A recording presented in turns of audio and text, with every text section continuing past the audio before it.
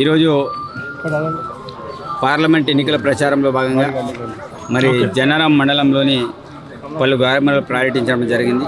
పొద్దున్నుంచి కూడా ఒక 4-5 గ్రామాలకు సంబంధించిన ప్రజలందరినీ కూడా క్షేత్రస్థాయిలో వెళ్ళి ఉపాధి హామీ పథకం సంబంధించిన పని ప్రదేశాలలో వెళ్ళి విజిట్ చేసి వాళ్ళ సమస్యలన్నీ కూడా అడిగి తెలుసుకోవడం అనేది జరిగింది.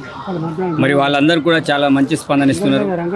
సార్, ఈరోజు కాంగ్రెస్ పార్టీ చేపట్టి ఈ స్కీమ్లో మేము పనిచేయగలుగుతున్నాం. వాస్తవంగా పేదోళ్ళకి కాంగ్రెస్ పార్టీ ఒక వరంలాగా ఆ రోజుల్లో ఉపాధి హామీ పథకాన్ని తీసుకొచ్చింది. తప్పకుండా ఇంకా భవిష్యత్తులో కూడా దీన్ని వ్యవసాయానికి అనుసంధానం చేయాలని చాలామంది రైతులు కోరుకోవడం అనేది జరిగింది. మరి మా రాహుల్ గాంధీ మేనిఫెస్టోలో కూడా ఆ రోజుల్లో పెట్టినాం. ఏదైతే ఉపాధి హామీ పథకం ఉందో దాన్ని వ్యవసాయానికి అనుసంధానం చేస్తామని చెప్పడం అనేది జరిగింది. మరి మా లక్ష్యం ఒకటే, పేదవాళ్ళ కోసం, బడుగు బలహీన వర్గాల కోసం వాళ్ళందరినీ కూడా అన్ని రకాలుగా అభివృద్ధి చేయడమే మా యొక్క కాంగ్రెస్ పార్టీ యొక్క లక్ష్యం. మరి ఈ ఎన్నికల ప్రచారంలో రాహుల్ గాంధీ చెప్పినట్టు 5 ఏవైతే న్యాయ సూత్రాలు ఉన్నాయో వాటిని క్షేత్రస్థాయిలో తీసుకెళ్లడంలో మా కాంగ్రెస్ పార్టీ కార్యకర్తలందరూ కూడా పనిచేస్తున్నారు. దానిలో భాగంగా ఈరోజు కూడా నేను క్షేత్రస్థాయిలో పర్యటించాలనే ఆలోచనతో ఇక్కడ రావడం అనేది జరిగింది.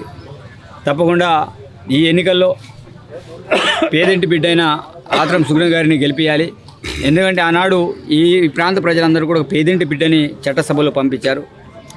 తప్పకుండా నాకు తోడుగా ఒక అక్కగా మరి ఆమెను కూడా మీరు ఆశీర్వదించి పార్లమెంట్కి పంపిస్తే తప్పకుండా నాతో పాటు ఆమె కూడా పనిచేయడానికి ఆస్కారం ఉంటుంది. కేంద్రం నుంచి నిధులు తీసుకొచ్చే పరిస్థితి ఉంటుంది. కాబట్టి మనం అక్షరకంభంలో ముందు వరుసలో ఉంటే ఆదిలాబాద్ జిల్లా మరి పార్లమెంట్ నియోజకవర్గం మరి తప్పకుండా ఈ ప్రాంత వాసులందరూ కూడా ఈ ప్రాంత బిడ్డని ఆశీర్వదించి మరి గెలిపిస్తే తప్పకుండా ఆమె కూడా నాలాగానే పార్లమెంటు గెలమెత్తుతుంది. పేదింటి బిడ్డ, ఆమె కూడా ఈ ప్రాంతంలో పుట్టిన బిడ్డ, మరి ఈ ప్రాంత సమస్యల కోసం సంపూర్ణమైన అవగాహన ఉండే వ్యక్తి. కాబట్టి ఈ ప్రాంత వాసులందరూ కూడా తప్పకుండా పెద్ద ఎత్తున కాంగ్రెస్ పార్టీకి ఓట్లేసి ఆశీర్వదించి ఆత్రం సుగ్న గారిని గెలిపించాలని మనస్ఫూర్తిగా కోరుకుంటున్నాను. ధన్యవాదాలు.